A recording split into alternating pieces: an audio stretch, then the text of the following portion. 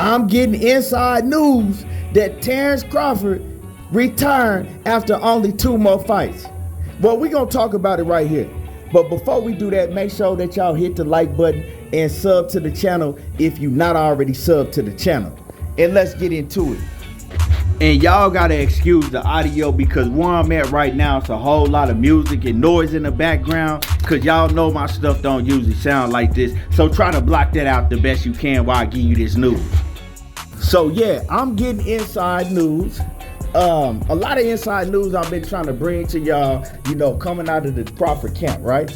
And now recently we know that there's been a lot of news coming out about Terence Crawford and the discrepancy with the Errol Spence fight of him not wanting to sign a contract because he's not satisfied with the money that he's getting, or, basically because they're not giving him the money that he's demanding, right? And now we all hearing that he's demanding $25 million.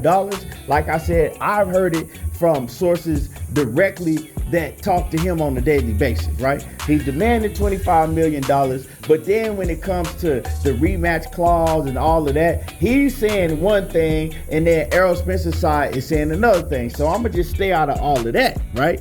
And that's why y'all haven't really heard me talk about the rematch clause or no rematch clause or whatever, because he pretty much saying that he's telling people that PBC is trying to lock him into 3 fights, and but Errol Spence's side is saying a different thing. So like I said, I don't really know about all of that, right?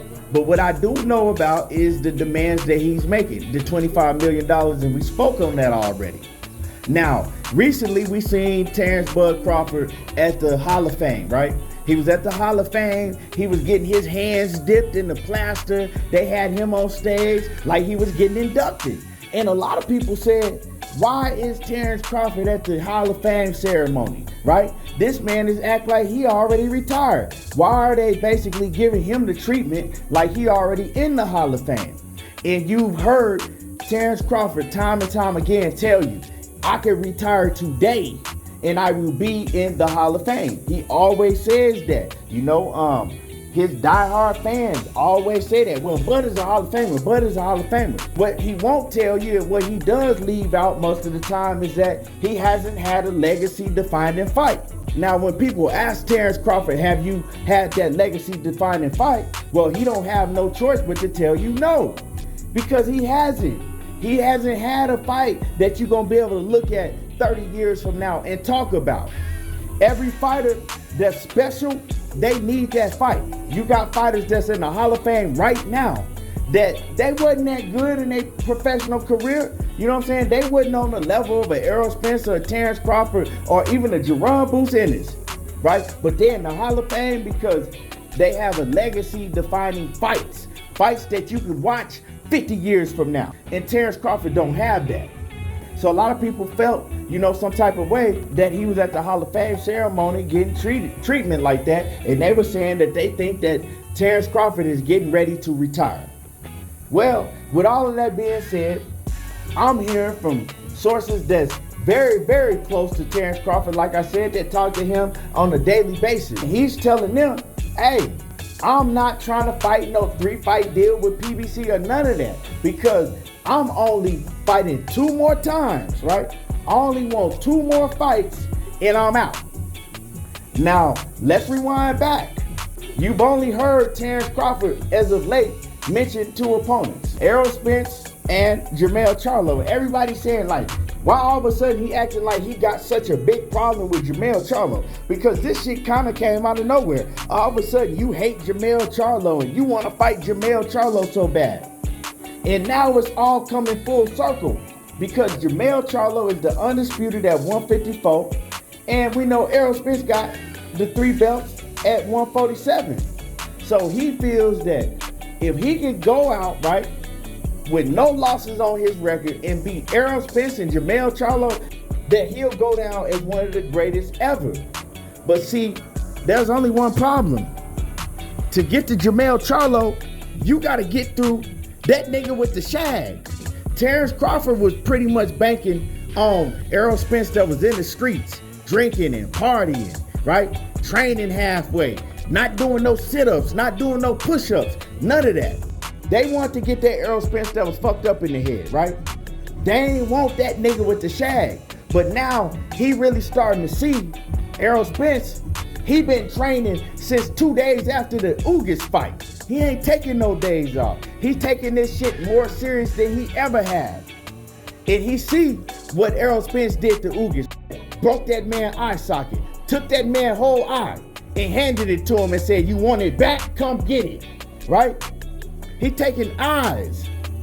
And now Terence Crawford realized, I'm not going to get that same Errol Spence that was fucking off in the streets. The one that got in there against Mikey Garcia and let Mikey Garcia survive 12 rounds. The one that got in there against Sean Porter, right? And let Sean Porter compete with him and give him a close fight. Although he won the Mikey Garcia fight 12-0. And in my opinion, he won, you know what I'm saying, probably like 8 rounds to 4 in the Sean Porter fight. 7-5, something like that, right? But Terence Crawford, he looking at that Errol Spence and he like, man, we gonna stop him. You know what I'm saying? He ain't got nothing on us. But see, he wasn't talking like that when Errol Spence was laughing, beating the hell out of Lamont Peterson because he knew he was putting a whooping on that man. Terence Crawford didn't have that same energy, right? But he got more energy when he thought Errol Spence was fucked up. Now that he see that Errol Spence ain't fucked up no more. See, what Errol Spence went out there and did to Yordenis Ugas, Terence Crawford, he thought, I need a plan B. I can't back out of the fight, but I can secure my legacy with money. I can, right, get the type of money that's gonna feed my kids 25 years from now. So, in order for me to go into the ring with Errol Spence and put everything on the line, I need 25 million. Now, a lot of people will say that's a cash out. A lot of people will tell you he trying to cash out. You know what I'm saying? That's why he asking for 25 million and then a 45% split on the back end. Because he knows that Errol Spence is a dangerous fighter. And he know that if he get in there, it's a good chance Errol Spence might take his motherfucking eyeball too. You feel me? He know that. He knows it's a good chance that Errol Spence might take his eyeball too. And all I'm saying is it's a dangerous fight. For both of these fighters, it's a dangerous fight. But Terence Crawford, he tries to put on that aura like, oh man, he just so confident. If you was just so confident, we wouldn't have these discrepancies, right, in the negotiations. If you was just so confident that you gonna go out there and stop Errol Spence in 6 rounds, like everybody around you is saying, you'll go in there for much less money and fight him for the legacy. And then you'll be in a position of power to turn around and tell him, hey, if you want a rematch, because I whooped your ass, if you want a rematch, I'm dictating the terms now. But see, you're not that confident like you try to portray you are. You ain't that confident like that. And I don't never knock a man for trying to get as much money as he can. But you've been talking shit and running with the narrative for years that Errol Spence been ducking you, that everybody at the PBC is scared of you. Now when the fight is here, what is the problem? You know ain't nobody finna give you no $25 million guaranteed when the most you ever made in the Sean Porter fight was $6 million. And you want to up that by damn near 20 million, and that's the front end money? We ain't even talking about the 45% split that they agreed to give you on the back end. Come on now. What's wrong with this dude?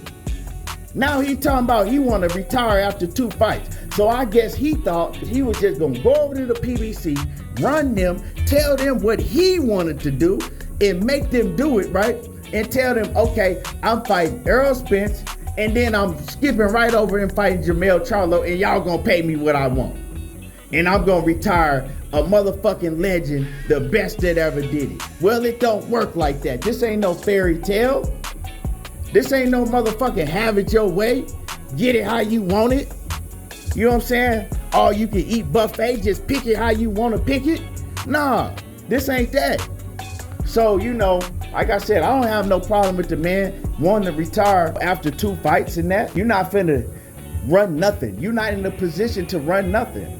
So you might just end up fighting more than 2 fights to get where you want to go. And you might not ever get where you want to go Cause you know what I'm saying, you might run into a brick wall, and that's called that nigga with the shag. But like I said, Errol Spence and Terence Crawford, they both great fighters. I hope they get this fight done because it's gonna be a mega fight. It's gonna be a legendary fight, a type of fight that we gonna talk about 60 years from now if we still on this earth. But let me know what y'all think about it.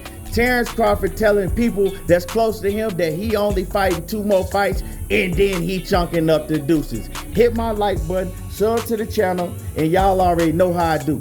There you go, talking that boxing again, and I'm gone.